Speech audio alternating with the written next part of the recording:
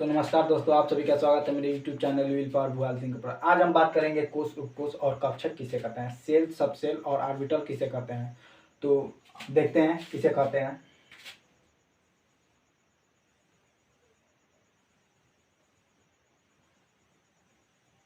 ये हमारा परमाणु हो गया। परमाणु के सबसे जो भीतरी भाग होता है वो हमारा नाभिक होता है।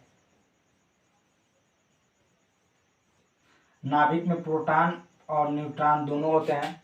तो प्रोटॉन प्लस होता है और न्यूट्रॉन उदासीन होता है, तो ये यहाँ पर प्लस हो जाएगा। और ठीक है, तो देखिए यहीं से इसका डिफिनीशन निकलेगा। नाभिक के चारों तरफ इलेक्ट्रॉन, नाभिक के चारों तरफ इलेक्ट्रॉन जिस वृत्तीय पथ पर गमन करता है, घूमता है, उसे कोष कहते हैं। एक बार और देख लीजिए परिभाषा, इसके बाद आप लोगों को क्लियर हो जाएगा। नाभिक के चारों तरफ इलेक्ट्रॉन जिस वृत्तीय पथ पर गमन करता है उसे कोष कहते हैं। इसे ऊर्जा स्तर भी कहते हैं। कोष को ऊर्जा स्तर भी कहते हैं। कोष को क्या कहते हैं? ऊर्जा स्तर। और इसे कक्षा भी कहते हैं।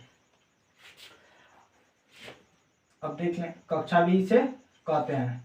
ठीक है, अब कक्षा को एक के हो जाएगा एल एम।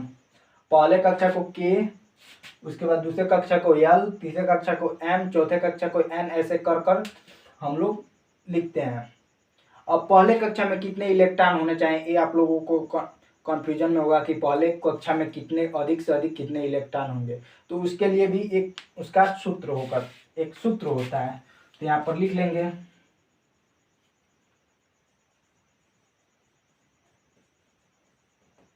कक्षा में इलेक्ट्रॉनों की संख्या, इसका सूत्र होता है 2n²। ठीक है, जहाँ n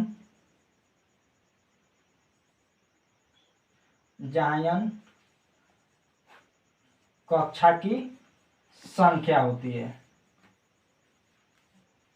मान लीजिए पहली कक्षा n की जगह पर 1 रखते हैं, तो 2 रहेगा ही। n की जगह पर 1 लिखेंगे, इसका वर्ग है तो 1 का वर्ग 1 ही होता है। और 2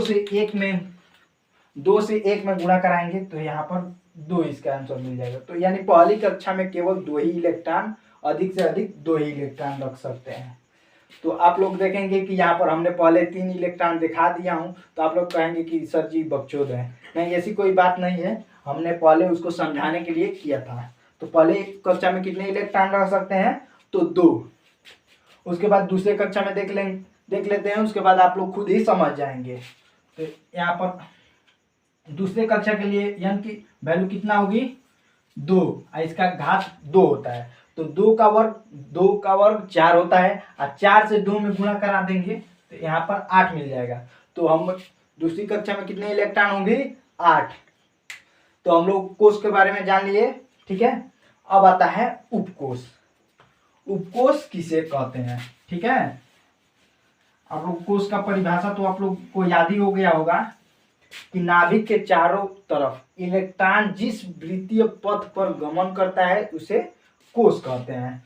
कोष को ऊर्जा स्तर भी कहते हैं और कक्षा भी कहते हैं। अब आता है हम लोगों का उपकोष, सबसेल किसे कहते हैं।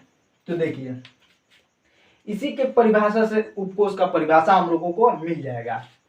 तो नाभिक के चारों तरफ इलेक्ट्रॉन जिस वृत्तीय पथ पर गमन करता है उसे तो कोष कहते हैं, और वो पथ जिस छोटे छोटे कणों से मिलकर बना होता है उसे उपकोष कहते हैं।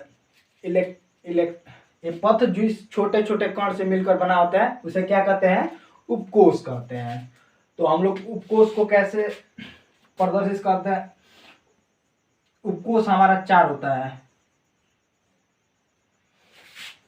एस, पी, डी और एफ। 4 हम लोगों का उपकोष होता है।